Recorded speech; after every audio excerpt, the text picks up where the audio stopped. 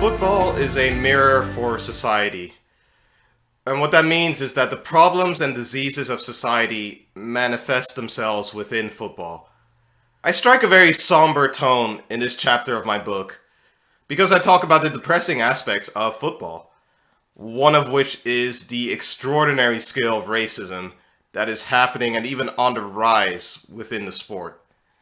And unfortunately, this is not a surprise given the wave of extremist politics that we're seeing all over the world. I also talk about the violence and hooliganism that is happening within football. And this is mostly demonstrated through what's called the ultras groups in clubs. And to explain it simply, these are groups of fans in a club that are really the most intense and most passionate fans of that particular club. And one example of an ultras group is the barras, bravas group in Argentina.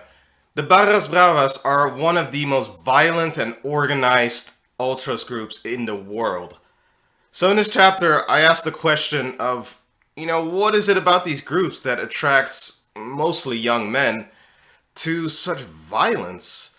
And last but not least, I discuss a phenomenal documentary called Les Bleus, une autre histoire de France, which I hope I got that right. But this is a really, really good documentary that examines the intersection between football, politics, and society, specifically in France.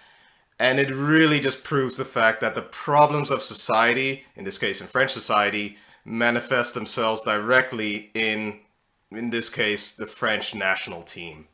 So thank you again for joining. Don't forget to pre-order my book, and I'll see you next time.